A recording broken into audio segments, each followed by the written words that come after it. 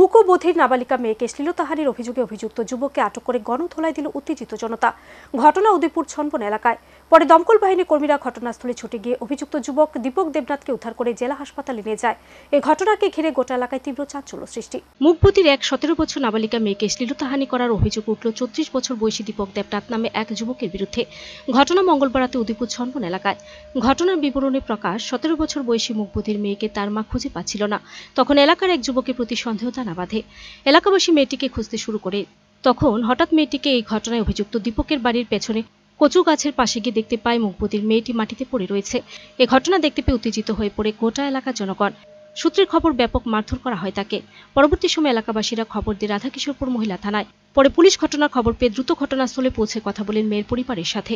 পরবর্তী সময় আহত অবস্থায় ঘটনাস্থল থেকে রক্তাক্ত অবস্থায় তাকে উদ্ধার করে টেপানিয়া জেলা হাসপাতালে নিয়ে যায় উদয়পুর দমকল বাহিনী। এলাকায় উত্তেজনা বেশি থাকায় রাধাকিশোরপুর থানা থেকে পুলিশ ছুটে যায়। গোটা ঘটনা বিস্তারিত জানার চেষ্টা করে পুলিশ এবং তার তদন্ত শুরু করে। এলাকাবাসী সূত্রের খবর, দীপক দেবনাথ এলাকার বখাটে ছেলে হিসেবে পরিচিত। প্রতিনিয়ত এলাকায় বিভিন্ন ধরনের উত্তেজনা সৃষ্টি করে থাকে সে।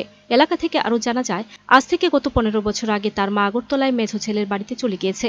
দীপক তার জীবন জীবিকা পালন করেছে ছোটখাটো কাজ করে, কিন্তু তার মাঝেও প্রতিনিয়ত নেশাগ্রস্ত অবস্থায় মত্ত থাকে সে। কিন্তু দীপক জানায়, তাকে কেন মারধর করা হয়েছে তা বুঝে উঠতে পারছে না। মঙ্গলবার তার বিরুদ্ধে ওঠা শ্লীলতাহানির ঘটনা রীতিমতো চাঞ্চল্য ছড়িয়ে পড়ে উদয়পুর শহর জুড়ে। সব মিলে গোটা ঘটনাটি পুলিশ তদন্ত করছে বলে জানান উদয়পুর রাধাকিশোরপুর মহিলা থানার পুলিশ।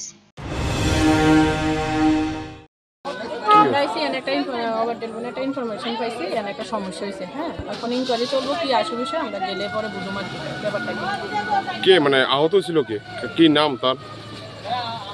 নামটা তদন্ত মানে আপনারা কি এখনো মানে চলতেছে? তদন্ত চলতেছে, আমরা আইছি, আমরা দেখতেছি ব্যাপারটা। আরকেপুর পিএস আরকেপুর কোন জায়গার ঘটনাটা? এটা Loknath Ashram Chhanban. Bureau report, Search India.